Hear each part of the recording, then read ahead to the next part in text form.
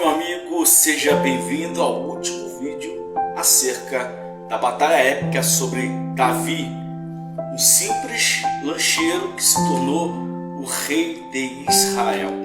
Bem, então, como eu havia falado, Davi ele percorre 20 quilômetros de Belém até aonde estava a comitiva do exército de Israel no vale de Elá, né? E esse vale ele é cheio de carvalhos, né? O carvalho representa a justiça de Deus.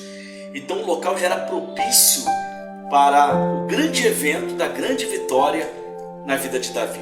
Apesar de ser um jovem, de não ter experiência em campo de batalha, como era comum aos filisteus e como não era comum ao exército de Israel, pois o treinamento militar começava aos 20 anos, Davi tinha 15 anos.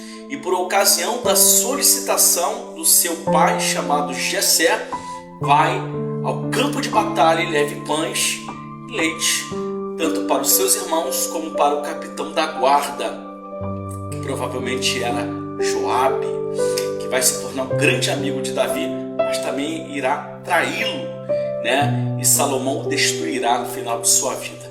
Mas isso é um outro contexto. Davi, então, quando ele chega ali, ele se depara com um povo devastado. O povo de Israel é humilhado por um homem que tinha 6 côvados, ou seja, 2,70 m ou 2,90 m, humilhando o povo de Deus com uma lança que pesava 7 quilos, com uma coraça como escama de peixe, de cobre não, melhor dizendo, cobre, né, de bronze, perdão, correção, por 57 quilos. Era um homem zarrão, que botava medo em qualquer um, e esse homem desafia o exército de Deus vivo. E Davi, vendo aquilo, ele se sente entristecido, porque eles têm experiência de campo. Davi não tinha a experiência de um soldado, mas tinha a experiência de um pastor. E o que ele vai mandar dizer ao rei é algo que vai mudar a sua história. Diga o rei que eu lutarei com esse incircunciso que afronta ao exército do Deus vivo. Incircunciso são aqueles que não praticavam o pacto, ou no hebraico é Berit Abraham, ou pacto de Abraão. Berit quer dizer pacto, Abraão. Então ele vai e manda dizer ao rei, e o rei fica impressionado. Você é muito criança. Ele disse: olha, rei, assim como Deus me entregou o urso que percorria, tentava matar meus gados, minhas ovelhas, e me deu também ali os leões, eu destruirei.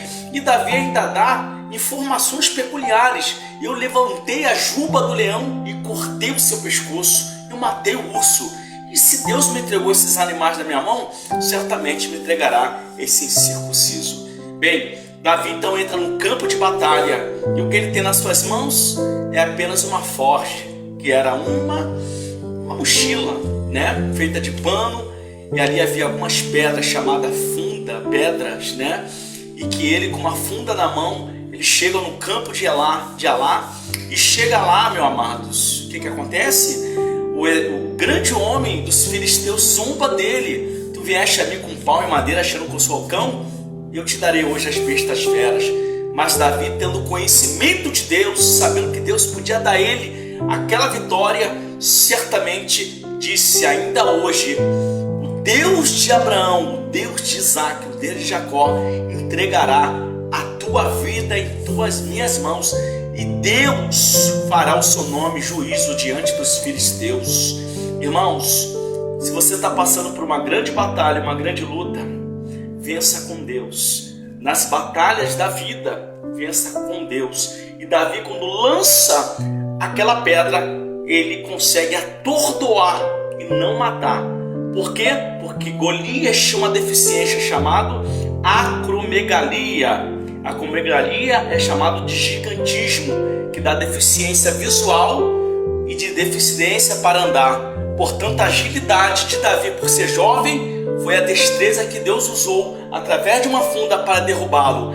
E quando Golias cai, Davi precisa sentenciar sua vitória e conclamar o nome de Deus. O que ele faz?